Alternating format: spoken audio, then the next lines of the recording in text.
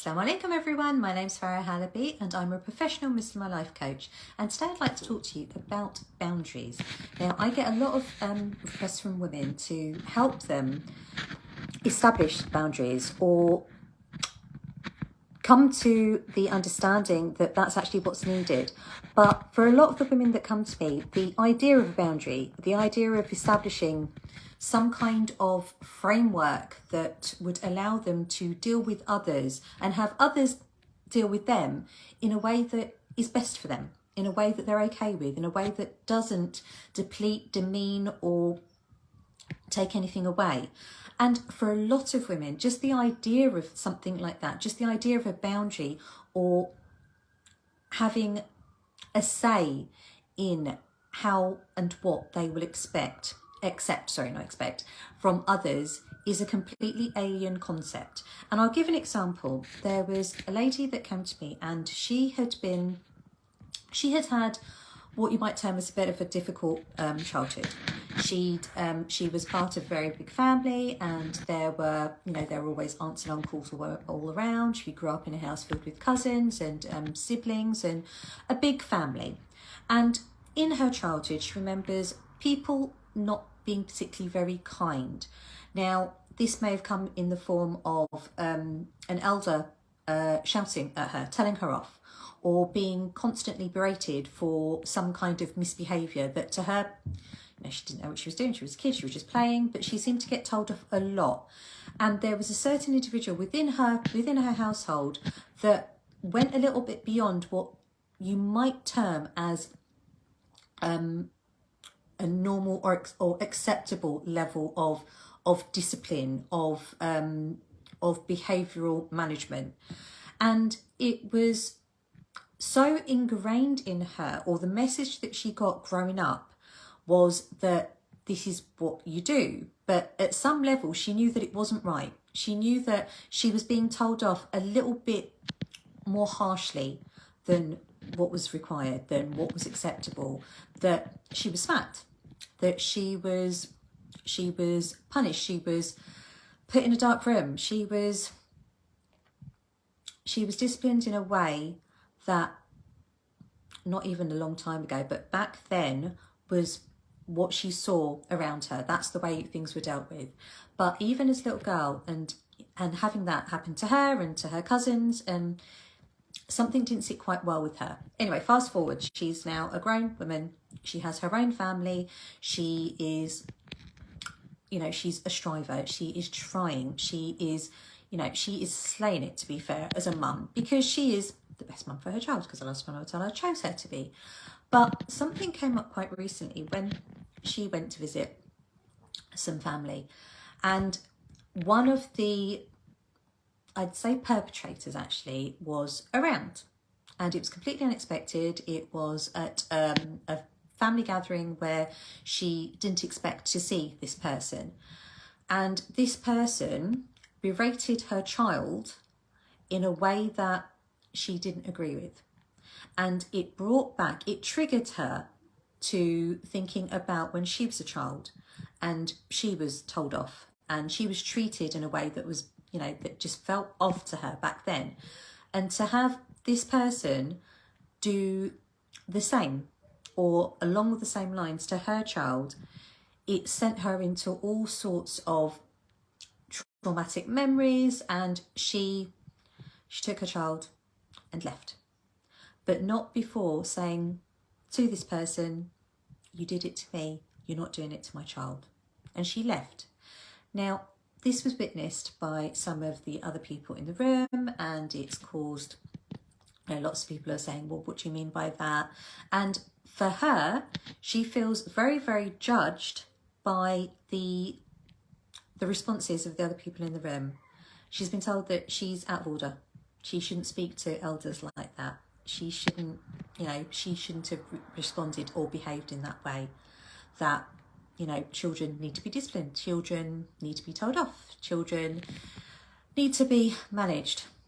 And when she contacted me and we had a conversation about not specifically this instance, but other things that were going on in her life, it came down to, or one of the biggest issues that she felt was, if she had established a better boundary, and this is what she was feeling, this is not the truth, but this is what she said, if she had established a better boundary or had put in place better defences, if you like, then this wouldn't have happened to her child. And she had enormous mum guilt. She had enormous guilt about her, you know, putting her child through that. Her child, to be fair, was okay, you know, because she wasn't carrying, her little girl wasn't carrying the weight of historic memories, historic thinking, habitual feelings as her mum. So for her, it might not have been a nice endeavour or a nice circumstance, you know, to be told off by some random person for something that really wasn't, you know, really worth being told off for. But she took it for what it was. Whereas her mum took it to mean all of the failures of her for not putting in place these boundaries. Now, you might be wondering, why am I telling you about this? Because the word boundary, and when we talk about in the self-care world, if you like, you know, it's important to establish boundaries. For a lot of people, and especially for Muslim women, the idea of establishing a boundary, it's almost like an alien concept, because in their mind, a boundary isn't, what a boundary means to them is keeping people away. And for a lot of them, the people that are being kept away are family or close ties, close relations, or people close to them. And within our faith, we're told that we have to maintain the ties of kinship. But there is something that has been translated and convoluted and confused with keeping a healthy distance from someone and completely breaking ties with that person. And over the years, there are a lot of cultural expectations. There are a lot of, you know, we just don't say anything. It's hush hush, keep it all under the carpet, maintaining an image. And so that goes to even more of a difficulty for establishing a boundary. Well, when we worked on what boundaries actually mean, it's not a brick wall that you put up to keep others out. When I speak with my clients about establishing a boundary, a healthy boundary, it's like having your front door and having one of those, you know, those video doorbells, and then you invite people in a way that you feel comfortable. So it's not to keep them out. It's not like they, you know, press the buzzer and they're electrocuted and you've got barbed wire all over the place. It's not that. It is establishing a way in which you get to share yourself in a way that you want with the people that you want, in a way that doesn't demean, deplete, take anything away from you, doesn't mean that you have to play a role, that you can be who you are, who you want to be. Share that with the people that you want to share the best of yourself, or whichever parts of yourself you want to. But it comes down to choice. It comes down to you having the ability, the choice, this gift of free will that Allah subhanahu wa ta'ala gave us. That's the thing that separates us from every other creation of Allah. It's the thing that makes us the most loved, the most amazing of his creations. So the fact that we get to choose, we get to decide, because there's no compulsion in our faith, we get to decide what we do, how we behave, where we go, how we interact with people. But when we feel that we can't do that because of expectations, because of cultural norms, because of keeping ties, because of, keeping face, then that's when we're demeaning, depleting, and it's taking away from us. But to establish a healthy boundary, it's to put forward a protective, not barrier, but a protective support. And then you get to choose what you share and how you share of yourself with the people that you want to. And it's managing those interactions in a way that is healthy for you. So whoever it was, the family member or the extended family member that told her little girl off, she gets to decide how she interacts with that person. That is establishing a healthy boundary, because she's still putting forward, you know, how she feels. She's still putting forward what she chooses to do, and she chose and decided that that behaviour was not her child's behaviour, the family member's behaviour, that the family member's behaviour was not only not acceptable, but it was not going to be tolerated, and it was not going to be accepted, and it was not going to be ignored. And she did it in I think, in the kindest of ways. She didn't shout and scream. She didn't cause a scene. She told her, this is not on. You did this to me. You're not doing this to my child. And she took her child and she left. Now, when we speak about, and when I work with my clients about boundaries, it's really making the choices that are best for you, and knowing that you are allowed, and actually it's your responsibility. You are accountable. The way you behave, that's on you. The way others behave, that's on them. We can't do anything about them, but you can decide how you decide to live your life, how you show up in life, how you, you know, what you do based on the decisions that you make, how you interact with your children, how you interact in your, you know, with your spouse, in work, in your community, with, you know, how you do you even. That is the greatest choice that you have. So when we think about boundaries, it's not about keeping people out or keeping, you know, or hiding away from the world. It's establishing a protective,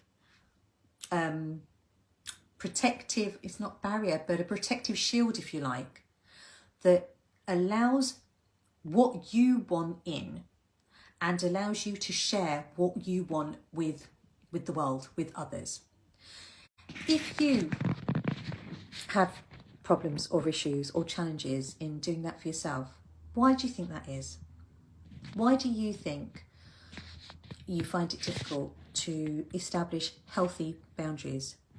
Why do you think it's a bit difficult to put those safeguarding, your welfare safeguarding procedures into place? What is it about the word boundary, or the word boundary, that seems, you know, that's not something you can do? I'd love to know, because when we've worked on exactly that before, there are so many things that come up, in terms of a person's self-esteem, a person's confidence with themselves, the ability to actually have a say and a choice in what they do. And these are women that are, you know, on a day-to-day level are going out in the world, and they are, you know, their mothers, their wives, their sisters, their business owners. They are, you know, homemakers. They are everything and anything in between. But they are, you know, they go out in the world and they are doing stuff. These are not people that don't know. These are not people that you know, that can't do stuff. But when you think and feel that it's, you know, you don't have a choice, or you don't have a say, or it's easier to just toe the party line. It's easier to, you know, not cause waves because you don't want to offend anyone. You don't want to, you know, you don't want to rock the boat for very different reasons.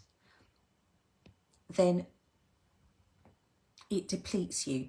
It depletes your energy. It depletes your self-worth. It depletes your self-image, and it costs you more to go out in the world having to play by someone else's rules, having to, you know, just keep everyone else happy whilst you're not.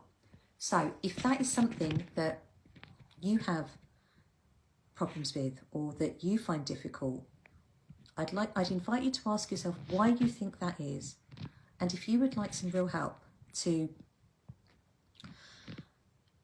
create the healthy boundaries, to create a healthy way of living, to create the life that you want, to live a life that you love, then pop us over a message. And inshallah, I pray that I will hear from you soon. As always, I hope that you are safe, well, happy and healthy, and I'll be on tomorrow for another little convo. But for now, take care. Assalamu alaikum.